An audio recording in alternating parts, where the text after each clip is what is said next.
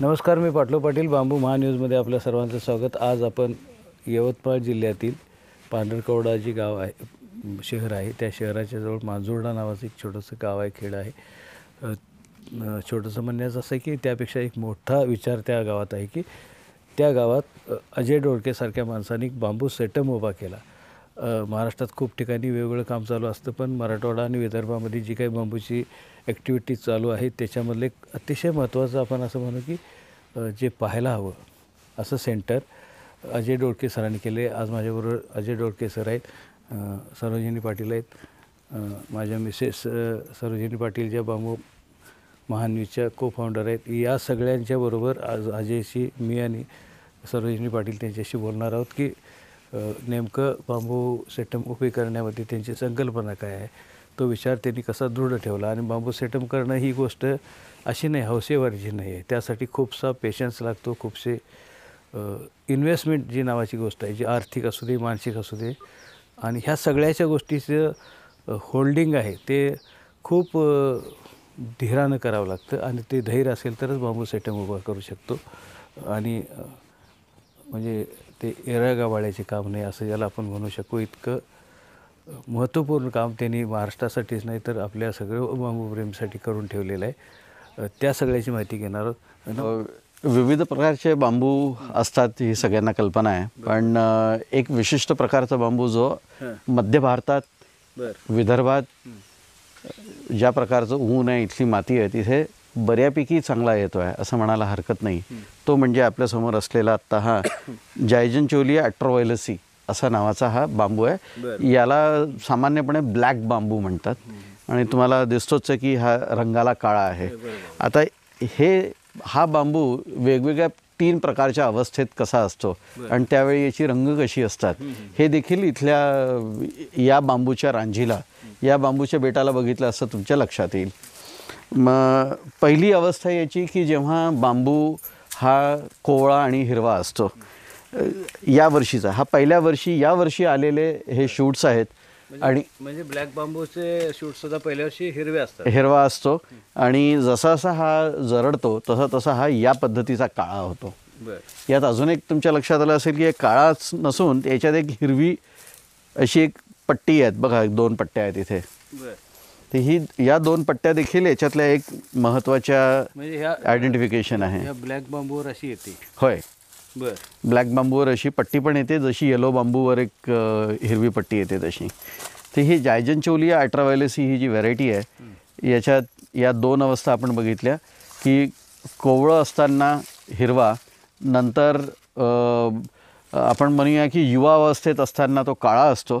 आणि याच्याच बाजूचा बांबू तुम्ही बघा आता हा, की आता हा वृद्ध अवस्थेत, म्हणजे याच्यातल्या आता स्टार्च आणि इतर सगळे म्हणजे गोड पदार्थ जो असतो तो आता संपत चालला आहे आणि याचं वय झालं आहे.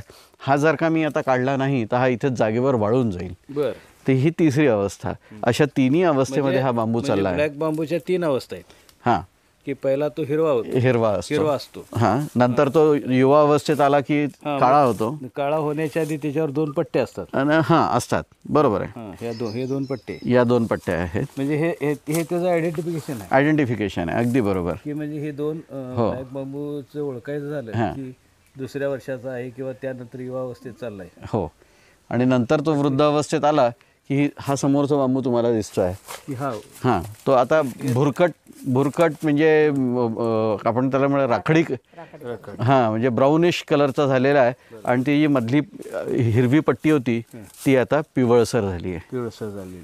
हे 3ही अवस्थेत तुम्हाला हा बांबू या क्लंपमध्ये दिसतो. हिरव्या अवस्थेतून जेव्हा काळा होतो, हां, म्हणजे मच्युअर होतो, त्याच्यावर ती हिरवी पट्टी राहते. हां, आणि वृद्ध व्हायच्या वेळी ती पिवळसर होते. हां, बरोबर आहे. म्हणजे हे आयडेंटिफिकेशनसाठी महत्त्वाची गोष्ट आहे. त्यामुळे हा एक महत्त्वाचं हे आहे. त्याशिवाय कुठल्याही बांबूचं, ज्याला आपण शीथ म्हणतो, हा शीथ एक महत्त्वाची गोष्ट असते. याच्यावरनं देखील आयडेंटिफिकेशन असतं. याच्यातले महत्त्वाच्या गोष्टी म्हणजे हा जो आकार आहे, याचे हे कान आल्यासारखे, याला इयर किंवा इयर लोब्स म्हणतात, याला पेनिक्युल म्हणतात, याला आलेली शेंडी, या सगळ्या गोष्टी कुठल्याही प्रत्येक बांबूच्या ह्या वेगळ्या असतात. जसे हा ब्लॅक बांबू आहे, ब्लॅक बांबूची ही वेगळी आहे. अशीच तुम्ही दुसरी बघाल, आता आपण नंतर बघूया, त्याच्यात त्याचा आकार यापेक्षा भिन्न असेल. हे एक महत्त्वाचं चं एक इंडिकेटर आहे की ज्याच्या आधारावर एका बांबूची ओळख होते. तर हे जे आहे दिसतंय हे एक टिपिकल ब्लॅक बांबूचं शीत आहे. आणि जेव्हा पहिल्या वर्षीचा बांबू असतो तेव्हा हे असं शीत याला लागून असतो. हा पहिल्या वर्षाचा कोळा बांबू आहे, तुम्ही बघताय हे शीत आहे. आणि जसे जसे याला इथनं फांदी यायला लागेल, हे बघा, इथनं फांदी येण्यासाठी इथनं ते गाभुळतं, इथनं फांदी फुटते, त्यावेळी हे शीत असं गळून खाली पडतो. जोपर्यंत फांदी येत नाही तोपर्यंत शीत त्याला चिटकून असतो. तर हे एक आपल्या परिसरामध्ये हा बांबू एक चांगल्यापैकी येतो आहे. तुम्ही खाली जर बघितलात, मागच्या वर्षी काढलेली बांबू आहेत काही, तर बऱ्यापैकी पोकळ असतो. बऱ्यापैकी पोकळ आहे, बऱ्यापैकी पोकळ आहे. ही जी प्रजाती तुम्हाला दिसते आहे याचं नाव मराठीमध्ये ब्रह्माबांबू म्हणतात, महाबांबू म्हणतात, आणि शास्त्रीय नाव डेंड्रोकॅलामस जायजेंशिया, डेंड्रोकॅलामस जायजेंटस. याचं माहेरघर आहे ब्रह्मदेश आणि भारताची जी सीमा आहे, तर तिथे याचं माहेरघर आहे. आणि तिथे हा साधारण आत्ता हा इथे तुम्हाला एक 5 इंचाच्या पर्यंत रुंद दिसतो आहे, तिथे हा 1 फूट रुंद होतो. 1 फूट 12 इंच रुंद होतो आणि उंचीला जवळपास 30-32 मीटरपर्यंत, म्हणजे जवळपास 100 फुटापर्यंत हा वाढतो. आता तुमच्याकडे जवळजवळ 60-70, बरोबर आहे, जवळपास एक 50-60 फूट नक्कीच निश्चितच आहे. आणि हे याच्या माहेरी जसं जमीन किंवा वातावरण आहे तसे इथे नाही, हे आपल्याला कल्पना आहेच, पण तरी इथे बऱ्यापैकी चांगला येतो आहे. मोकळं बन आहे आणि चांगल्यापैकी म्हणजे याची उत्पादकतावर मला थोडा शंका आहे की हे खरंच लागवड म्हणून लावावी की नाही याचा विचार करावा. पण याचं खरं पोटेन्शियल किंवा वातावरण याला पोषक हे आपल्या इकडचं नाही, हे मी तुम्हाला सांगेन. कारण की याची पानं मोठी आहेत आणि उन्हाळ्यामध्ये याला हा खूप जास्त मार खातो. याची पानं वाळून जातात, वाळून चालायला लागली. तर याला पाणी देत राहिलं तरच याची पानं टाईट आणि व्यवस्थित राहतात, अन्यथा हे हळूहळू कोमेजून जातो. आणि याचा इंटरनोड जास्त किती येऊ शकतो? याचं इंटरनोड डिस्टन्स कोवळा आहे, अगदी अगदी अगदी यावर्षीच. अजूनही याची शीत पडायची आहे. किती दिवसाचा असेल हा? असणार फार फार तर 1 आठवडा. 1 आठवड्याचा आहे ना? 1 आठवड्याचा आहे. 1 आठवड्यातला इतका उंच गेला? हो, रोजचा हा 1.5 ते 2 फूट वाढेल. हो, एकदा शूट यायला लागलं की रोजचे 1.5 ते 2 फूट वाढतात. यावर्षी साधारण याच्यातनं एक 7-8 10पर्यंत तरी निश्चित येतात. आणि आता तुम्ही बघताच आहे याच्यात एक 8-10 आहेत. या बेटाचं वय 5 वर्ष. 5 वर्षाचं बेट आहे. अतिशय चांगला बांबू आहे, दिसायला उत्तम आहे, सुंदर आहे, दिसायला छान. कामाला उपयोग होतो ना? हो, याचं विविध प्रकारे याचे उपयोग होतात. जेव्हा हा मोठा पूर्ण 1 फूट एवढा रुंद जिथे वाढतो तिथे याला डबे, म्हणजे धान्य साठवायला किंवा बादली पाणी भरायला, इतका मोठा तो होतो. याची म्हणजे हेही तुम्ही लक्षात घ्या, इतकाही मोठा तो होऊ शकतो. आपल्या हातात बांबूची बादली, हां, इथपर्यंत मोठा होतो हा.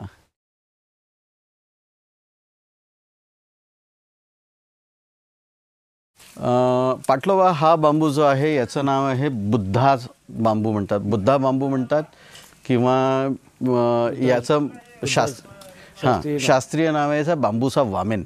बांबूसा वामीन हे याचं शास्त्रीय नाव आहे. आणि याला जर तुम्ही जवळून बघितलं तर हे 2 पेरामध्ये फुगीर भाग आहे, असं बॉटलसारखा फुगीर भाग आहे. आणि चायनामध्ये तुम्ही बघितलं तर बुद्धाच्या मूर्तीला असं ढेरपोट्या दाखवलेला आहे. तर बुद्धाची कसा ढेरपोट्या, बुद्धाचं तिथे एक प्रतीक आहे. तर म्हणून याला तिथे बुद्धा बांबू म्हटलं गेलेलं आहे, बुद्धास बेली. आणि म्हणून याचं नाव बुद्धा बांबू पडलं आहे, जे की एक कॉमन नेम आहे, शास्त्रीय नाव नाही आहे. पण या झाडाचं एक वैशिष्ट्य म्हणजे की याच्या 2 पेरांमधलं अंतर कमी असतो, मधला भाग फुगीर असतो. फारसा तसा काही उपयोगी नाही हा बांबू, पण दिसायला छान, कमर्शियल कमर्शियल म्हणजे कमर्शियलचा अर्थ की जर तुम्ही याला ॲव्हेन्यू प्लांटेशन किंवा आपण म्हणूया की शोसाठी शोसाठी वापरणं देखील एक कमर्शियलच वापर आहे. त्यामुळे कमर्शियल नाही असं नाही म्हणता येणार, पण याचा काही फारसं याच्यापासून खूप काही गोष्टी तयार होतील याची शक्यता कमी आहे. फार फार तर याचा हा जो एवढा चांगला आकार आहे याच्यापासून तुम्ही एखाद्या देवघराला तुम्ही खांब तयार करा, नॅचरल करू शकाल. किंवा माझ्याकडे एक तुम्हाला गमतीशीर गोष्ट सांगतो. आमच्या इथे आदिवासी समाजातले लोक आहे, तर इथल्या एका आदिवासी नाईक म्हणतात म्हणजे मुखिया, तो माझ्याकडे आला आणि त्यांनी मला अगदी विनंती केली की भाऊ तुम्ही काही करा पण मला याची एक काडी द्या. कारण की अशा प्रकारचा बांबू या परिसरातल्या आदिवासींनी कधीच बघितला नाही. तो मुखिया म्हणाला मला की मी हे घेऊन जाईन, याला तेल पाणी करेन आणि मी झोपताना उठताना जिथे जाईन तिथे मी माझ्यासोबत नेईन आणि त्याच्यामुळे त्याच्या समाजात पत वाढते. की असं गोष्ट त्याच्याजवळ आहे की जी साधारणपणे या एरियातल्या जनमानसातल्या सामान्य माणसांनी कोणी बघितली नाही आहे. त्यामुळे त्याच्याकडे काहीतरी महत्त्वाची गोष्ट आहे, म्हणून त्याच्याकडे काहीतरी विशिष्ट वेगळी विद्या आहे असा त्याच्याकडे, आणि त्यांनी माझ्याकडनं येऊन हे घेऊन गेला. तर असा हा एक थोडासा दिसायला आगळा वेगळा चांगला, आणि याची उंची फारशी मोठी होत नाही. हा फार फार 8 ते 10 फुटाचा होतो. म्हणजे जास्तीत जास्त हां, एक 10-1 फुटापर्यंत हा बांबू वाढतो. आणि जर का हा दाट लावला गेला म्हणजे जवळजवळ लावला, याला पुरेसं 2 मध्ये अंतर नसेल तर याच्यामधला हा जो फुगीर भाग आहे हा लांब होऊन जातो. हा फुगीर भाग याचा चालला जातो.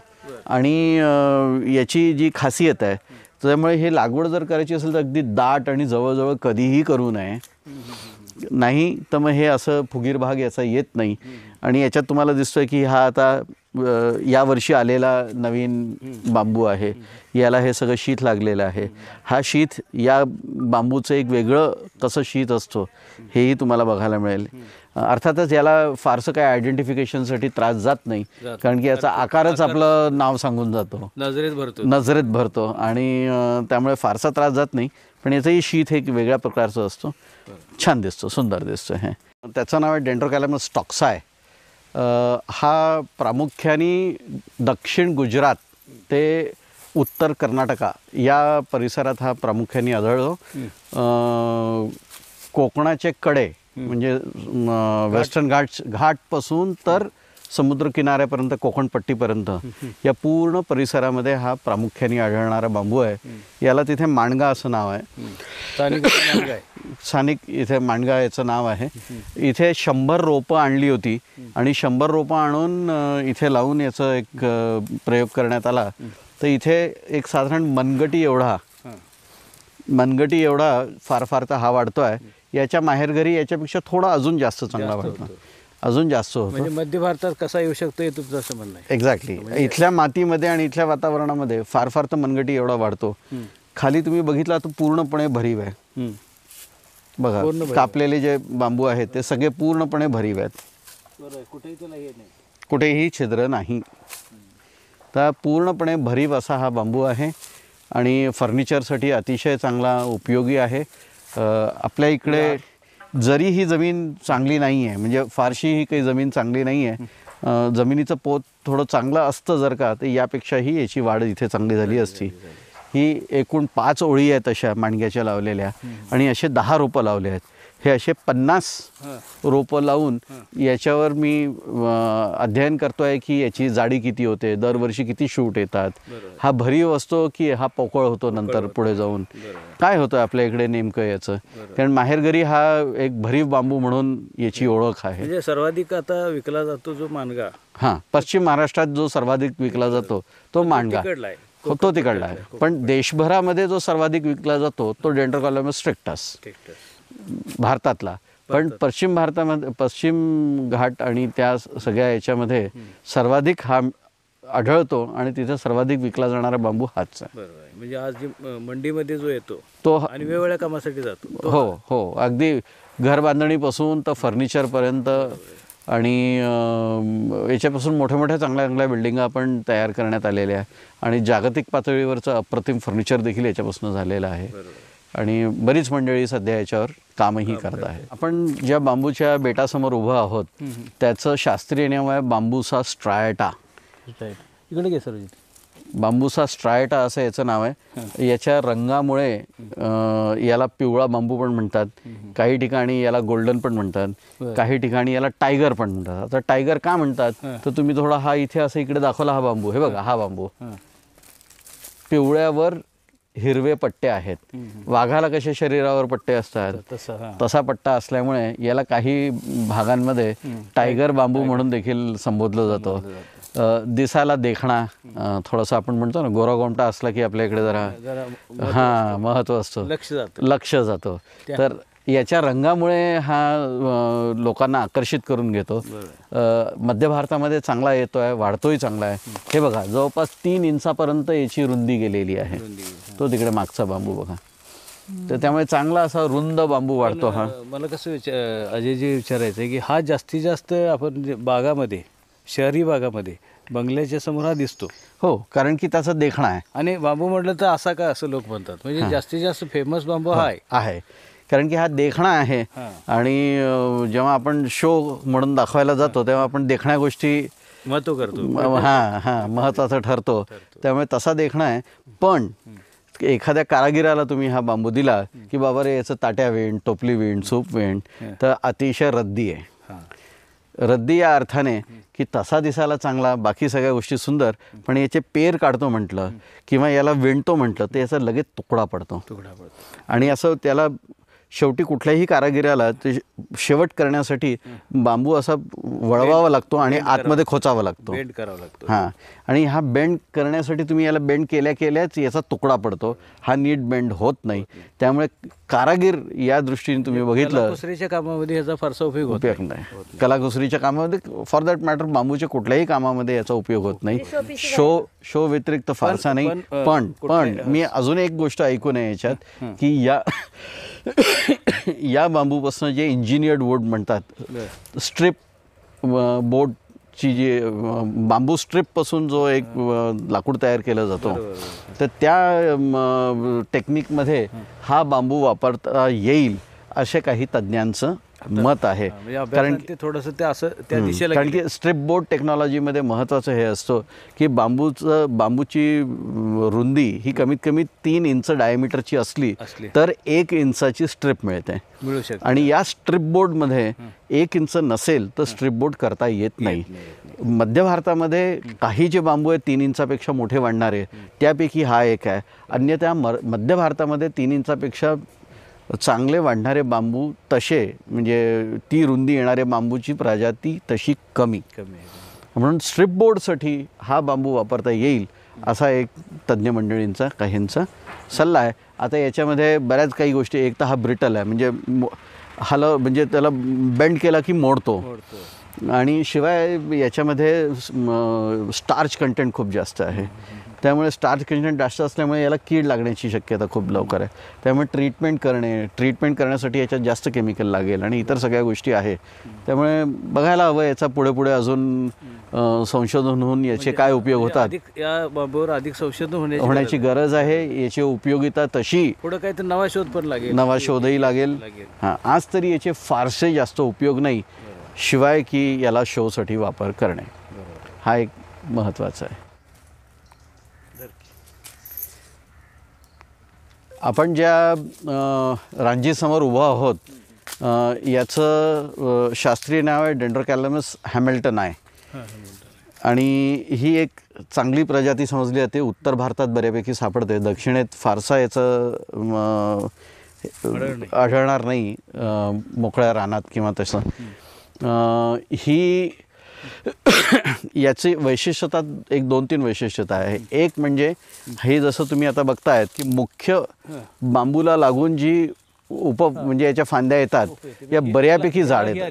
हां, बऱ्यापैकी जाड येतात आणि जणू काही एखादं शूटच आहे. थोडं इकडे तुम्हाला दाखवत, हे बघा, असं वाटतं की जमिनीत निघणारं एक शूटच आलं आहे की काय असं वाटतं. म्हणजे एवढं त्याचं हे आहे, बघितलं.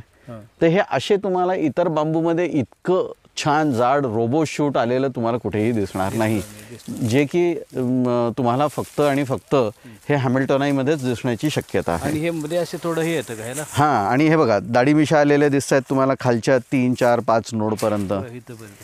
हां, ते या अशा दाढी मिशा येणं, शिवाय शेवटी जेव्हा तो वर निमुळता वर वर वर वाढत जातो, तो गोल असा वळून खाली जमिनीपर्यंत टेकण्याची टेकत असतो. आणि ह्या याच्या खासियत आहे. बांबू छान आहे, चांगला आहे. आपल्या इकडे मी म्हणेन की येतो आहे एकदम, मी असं नाही म्हणणार की समाधानकारक याची वाढ आहे, पण ओके ठीक आहे. एक लक्षात आलं असेल की तुम्हाला या बांबूची पानं बऱ्यापैकी मोठी आहेत. हे बघा, म्हणजे डेंड्रोकॅलमसच्या कुठल्याही जातीसारखे नाही तसं स्ट्रिक्टस आहे. स्ट्रिक्टस हां, ब्रँडेसी, ॲस्पर, हॅमिल्टोनाई ही सगळी जाड पानं असलेली, मोठी पानं असलेले प्रजातींपैकी आहे. आता हे एवढं मोठं जाड पान आहे, तर याला उन्हाळ्यात त्रासही तेवढाच जास्त होईल. इतकं मोठं पान आहे बघा हे. तर हे हॅमिल्टोनाई आहे. आणि असा आर्च होतो का सर? असा गोल असं पूर्ण. अजून आता या सीझनचं, मागच्या सीझनचं पोरांनी कापून टाकले तिथे, अन्यथा हे असा गोल होऊन खालपर्यंत आलं होतं. हे बघा, हे काही दिसतातही आहे, पण असं पूर्ण खालपर्यंत येऊन जमिनीला टेकू शकतो. हे इतपत असं हे याचं हे आहे. मागे जी बेटं दिसत आहेत तुम्हाला बांबूची, ती सगळी थायरोस्टॅचस ऑलिव्हेरी या प्रजातीची आहेत. ही मूळतः पूर्वोत्तर राज्यांमध्ये सापडणारी प्रजाती आहे. आणि तिथे याला कनक कैच असं नाव आहे. या प्रजातीचं तुम्हाला एक खासियत दिसत असेल तर याला झाडासारखा याचं रचना आहे. म्हणजेच काय, तर झाडाचा एखादा बुंधा असतो, तशा बुंध्याप्रमाणे हा दिसतो. म्हणून याला बरेचदा बांबू ट्री असं म्हणूनही संबोधलं गेलेलं आहे. याला साधारण 2/3 उंचीपर्यंत फांद्या येत नाहीत. 2/3 उंचीनंतर फांद्या येतात. साधारण जोपर्यंत याला फांद्या येत नाही तोपर्यंत हा भरीव असतो, आणि मग वरचा भाग हा याचा पोकळ असतो. ते एक भरीव बांबूपैकी हा देखील एक बांबू आहे. आणि याची टेपरिंग कमी आहे. म्हणजे खाली जेवढा याची रुंदी असते, जेवढा याचा डायमीटर असतो, साधारण 2/3 उंचीपर्यंत ते डायमीटर तसंच कंटिन्यू करतो. आणि मग शेवटी जाऊन तो निमुळता भाग होत शेवटी टिप पर्यंत ते पोहोचतो. 30 ते 40 फूट याची हाईट आहे. बऱ्यापैकी बांबू चांगला आहे, वजनाला हलका आहे. त्यामुळे शिड्या किंवा फर्निचर आणि शिड्या बनवण्यासाठी हा बांबू एक अतिशय उत्तम बांबू मानला जातो. याच्यातल्या बारीक ज्या काड्या आहेत, छोट्या ज्या काड्या आहेत, या मच्छीमारीसाठीचे छडी म्हणून पण याचा उपयोग होतो. फिशिंग रॉडसाठी, आणि याच्यासाठी याची निर्यात देखील होते. असा एक बहुउपयोगी मध्य भारतात येणारा चांगला बांबू आहे. तुम्ही याची पानांचा साईज बघितला तर याची पानं अतिशय छोटी, बारीक, निमुळती पानं आहेत. रुंद पानं नाहीत. हे रुंद पानं नसणं हा एक याचा महत्त्वाचा एक महत्त्वाची बाब आहे. का? कारण की मध्य भारतामध्ये ज्या बांबूच्या प्रजाती, अशा प्रजाती ज्यांच्या पानं रुंद नाहीत, या सगळ्या प्रजाती मध्य भारतामध्ये चांगल्या पद्धतीने रुजतात. याचं महत्त्वाचं कारण की जेवढं पानाची रुंदी कमी, तेवढं त्याच्यावर होणाऱ्या उन्हाचा प्रभाव कमी. या कारणामुळे कमी रुंदीची पानं आपल्या परिसरात, कमी रुंदीची असलेली पानांची बांबूची प्रजाती आपल्या इथल्या परिसरामध्ये लावण्यासाठी योग्य आहे. आणि ऑलिव्हरी त्यापैकी एक आहे. त्यामुळे ऑलिव्हरीचा लागवडीसाठी मध्य भारतात विचार करायला हरकत नाही, करावा. अजून तरी बरेच वर्षांमध्ये, मागच्या 10 वर्षात तरी कुठे याला अजूनही बी आलेलं ऐकण्यात नाही. ग्रिगॅरियस फ्लॉवरिंग अजूनही झालेलं कुठे माहिती नाही आहे. स्पोरॅडिक फ्लॉवरिंग काही ठिकाणी झालं आहे, पण स्पोरॅडिक फ्लॉवरिंगची बिया आहे काही फार हेल्दी किंवा रिलायबल मानल्या जात नाही. सगळ्यांना वाट बघतायत की या बांबूला केव्हा फुलं येतील, बिया मिळतील आणि मोठ्या प्रमाणात याची लागवड करता येईल. टिश्यू कल्चरच्या याचे रोपं आली आहेत असं ऐकण्यात आहे, पण कुठेही छातीठोकपणे चांगली क्वालिटी टिश्यू कल्चरची रोपं उपलब्ध नाही, ही तेवढंच सत्य आहे. शास्त्रज्ञांनी याच्यावरही विचार करावा की याची टिश्यू कल्चरची रोपं कशी आपल्याला मोठ्या प्रमाणावर बाजारात आणि शेतकऱ्यांना उपलब्ध करून द्यावी. देता येतील आणि मध्य भारतात तर याची भरपूर आवश्यकता आहे. आपण ज्या बांबूजवळ बसलो आहे ते एक बासरी बास किंवा मॅलाकोना बॅसिफेरा म्हणतात अशा एक वेगळ्या आणि थोडंसं इतर बांबूपेक्षा थोड्या वेगळं आहे याची रचना. हेही तुमच्या लक्षात आली असेल. याची रांजी अशी गच्च होत नाही आणि अशी मोकळी रांजी आहे. शिवाय याचं अजून एक नाविन्यपूर्ण गोष्ट अशी आहे की याच्या आतला पोकळ भाग खूप जास्त असतो आणि या बांबूची भिंत फार कमी असते. वॉल थिकनेस फार कमी असते आणि आतला पोकळ भाग जास्त असतो, म्हणून याला बासरी बनवण्यासाठी देखील वापरला जातो. याच्यातल्या 2 पेरामधलं अंतर देखील चांगलं असतं. 2 पेरामधलं अंतर चांगलं असल्यामुळे याच्या बासऱ्या फार अतिशय चांगल्या तयार होतात, म्हणून याला बासरी बासी म्हटलं जातं. याचे तट्टे किंवा ज्याला आपण चटया म्हणू मोठ्या फार सुंदर तयार होतात. याचे पाठभागाचे आणि पोट भागाचे असे तट्टे तयार होतात. पाठभागाचे तट्टे हे साधारण बाहेरच्या साईडच्या भिंतींना म्हणजे घर बांधणीमध्ये याच्या तट्ट्यांचा फार मोठ्या प्रमाणावर उपयोग होतो. आणि हा बाहेरचा जो भाग असतो हा सिलिकामध्ये जास्त रिच असतो आणि याला उन्हाचा वाऱ्याचा पाण्याचा त्रास जास्त होत नाही आणि ऊन वारं पाण्याला हे जास्त टिकतो. म्हणून पाठभागापासून जे तट्टे तयार केले जातात ते बाहेरच्या साईडचे भिंती म्हणून वापरले जातात आणि पोट भागाचे जे वापरले जातात ते आतल्या भिंतींना म्हणजे खोलीच्या आतले जे डिव्हिजन्स असतात त्याच्यासाठी वापरले जातात. याचा अजून एक नाविन्यपूर्ण असं आहे की याचं जे बी आहे ते एका नारळाच्या बी सारखं येतं. असं सबंध एक मोठं पेरू एवढं बी मिळतं आणि ते पेरू एवढं मोठं बी हे एक मोठं बी असतं. जसं नारळ आहे, नारळा फोडून आतून बी नाही निघत, नारळ हे अख्खं बी आहे. म्हणजे सगळं ते पाणी आणि ते सगळं मिळून बी आहे. त्याचं सगळं एक बी आहे. हां, जसा पेरू आहे एवढा मोठा पेरू आहे, त्याला फोडल्यानंतर आत बिया निघतात. तसं याचं नाही. याच्यात हे अख्खं एवढं मोठंच्या मोठं फळ येतो, ते फळ म्हणजेच याचं बी असतो. तर हा एक थोडासा नाविन्यपूर्ण वेगळा बांबू आहे. मुळी बांबू असं म्हणतात की सर एका ठिकाणी लावला तर तो वेगवेगळ्या ठिकाणी जातो. हां, हे काय तुम्ही बघा ना, आता एका ठिकाणी लावलं तर हे एवढं बेट झालं, म्हणजे तो पसरतो का? पसरतो. आता हे इथे होतं, हा इतक्या लांब आला. असे इतर बांबू असे इतके लांब कधीच येत नाही. ते कुठेतरी याला जवळपासच लागून येतात, असे लांब निघतात हे बांबू. हा त्याची ही खासियत आहे. आपल्याकडे 2 प्रकारचे बांबू आहे, मोनोपोडियल आणि सिम्पोडियल. तर हा खरं म्हणजे मोनोपोडियल नाही, पण हा सिम्पोडियल देखील पूर्णपणे नाही आणि मोनोपोडियल आणि सिम्पोडियलच्या मधले कुठला तरी हा प्रकार त्याचा प्रकारात मोडतो. हा म्हणजे सुटा येतो. गच्च याची रांजी होत नाही आणि बऱ्यापैकी सरळ आणि चांगला भास आहे. दिसतोय तुमच्यासमोर स्पेथस. याचं नाव स्थानिक, हा तसा पूर्वोत्तर राज्यांमधला आहे, तिकडे याला रुपाई असं नाव आहे. याची खासियत ही आहे की याच्या 2 पेरामधलं अंतर अतिशय चांगलं असतं. हे बघा किती छान अंतर आहे. आणि शिवाय याचं जे नवीन बांबूला शीत येतो हे एका पेरापासून दुसऱ्या पेरा एवढं लांब येतं. आतून त्या मानाने पोकळ पण काम करायला अतिशय लवचिक. त्यामुळे पूर्वोत्तर राज्यांमध्ये गेल्या असता तुम्हाला टोपी, हॅट किंवा जॅकेट सारखे काही गोष्टी तयार करतात तिथली लोक, त्याच्यासाठी अतिशय लवचिक बांबू लागतो. आणि हा तसा लवचिक बांबू आहे, कारागिरांचा अतिशय आवडता बांबू आहे. याच्यापासून हॅट, कॅप, टोपी या सगळ्या गोष्टी तयार होतात. आपल्या मध्य भारताची काय? मध्य भारतामध्ये हा बरा येतो आहे. मी खूप चांगला येतो आहे असं नाही म्हणणार, पण बरा येतो आहे. जमीन चांगली असेल तर बरा येईल, अजून यापेक्षा चांगला येईल, पण ओव्हरऑल बरा येतो. पोकळ असतो बऱ्यापैकी. हा भरी बांबू नाही, हा पोकळ आहे बांबू तसा, पण पेर काढून काम करण्यासाठी अतिशय लवचिक आणि बारीक कारागिरी, महीन कारागिरी ज्याला आपण म्हणूया, करण्यासाठी अतिशय उपयुक्त बांबू.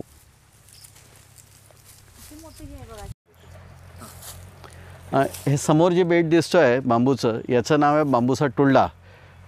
याला पूर्वोत्तर राज्यांमध्ये मृतिंगा असं पण म्हणतात. याच्यात याची 2-3 दृष्टीने याची खासियत आहे. तुम्ही जर जवळून बघाल तर याचे जे शीत आहे, हे जे शीत दिसतं आहे तुम्हाला, या शीतचा आकार बघा कसा आहे. आपण मातीचं तेल केरोसिन ओतताना ते वरचं हे ज्याला हे असतं ना, तशा प्रकारचा आकार असतो.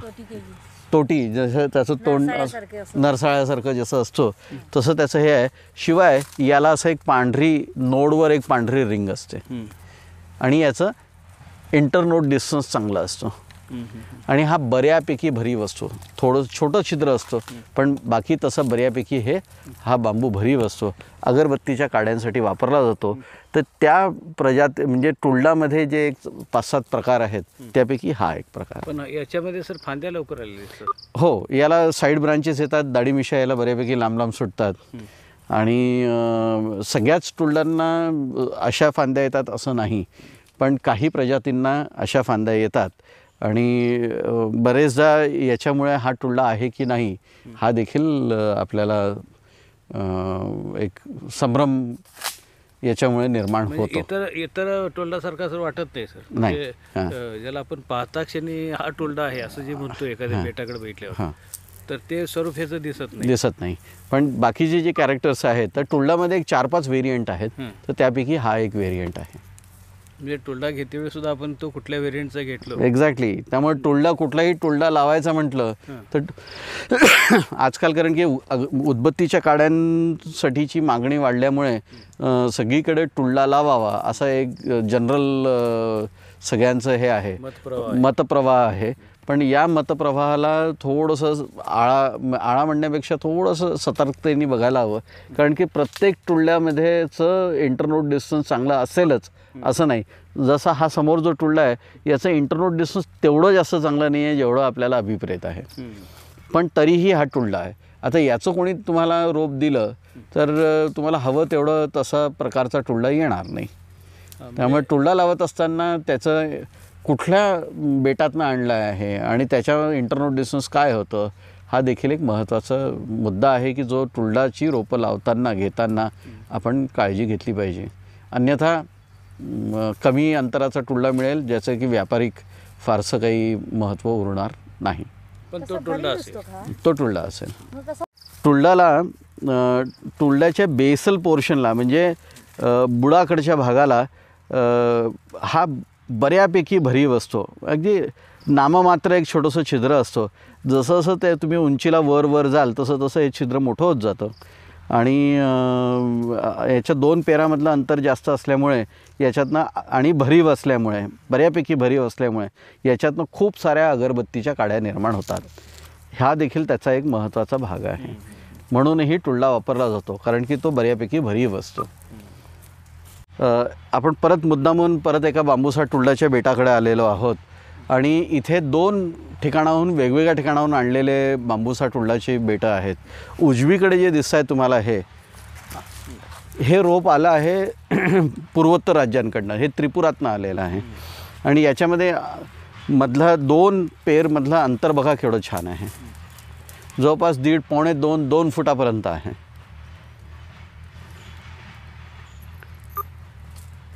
आणि तसंच मध्य भारतात काही ठिकाणी टुल्डा मिळतो आणि त्यातल्या त्यात महाराष्ट्रात गडचिरोलीमध्ये भामरागड एटापल्ली तालुका जो छत्तीसगडला लागून आहे तिथे देखील टुल्डा मिळतो. तिथल्या जंगलातनं आणलेल्या टुल्ड्याचे रोपं हे समोरचं बेट तिथलं आहे. याच्यातही बघा तुम्ही इंटरनोड डिस्टन्स छान आहे.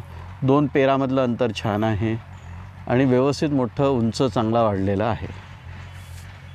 तर हा आपल्या मध्य भारतातला आणि आपल्या महाराष्ट्रातला बांबू आहे.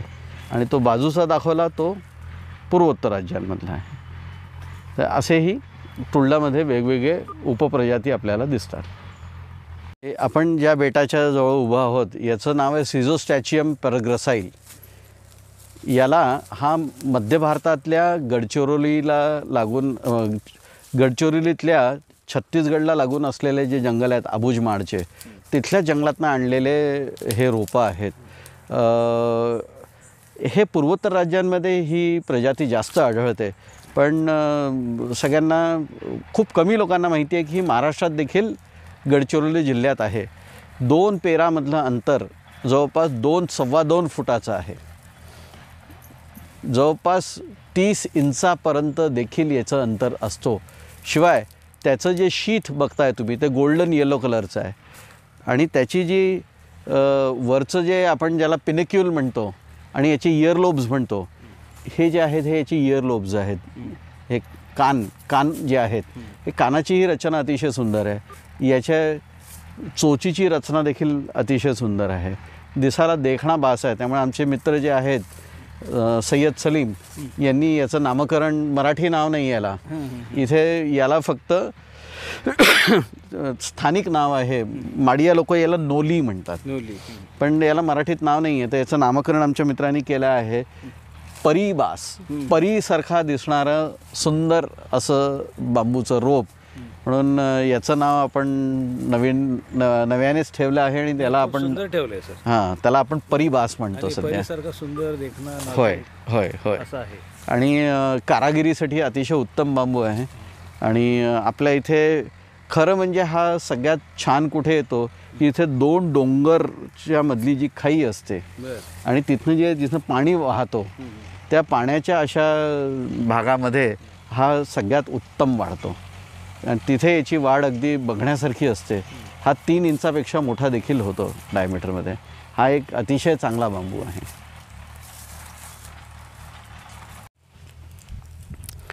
हा समोरचा जो प्लॉट दिसतोय आपल्याला, याचं नाव आहे बांबूसा अफेनस. आता तुम्हाला बघता क्षणी तुमच्या लक्षात येईल की त्याचा जो आकार, उंची जी आहे त्याच्यावरनं ते लक्षातच येतो तुम्हाला की हे एखाद्या मच्छीमारीसाठी वापरणाऱ्या छड्या आहेत. आणि हे त्याच आकाराच्या, त्याच रुंदीच्या, तशा लांबीच्या, अतिशय लवचिक आणि गोल अशी छान याची छडी तयार होते. आणि हे बऱ्याचशा छडी म्हणून, बांबूची म्हणजे मच्छीमारीची छडी म्हणून ही एक्सपोर्ट देखील होते.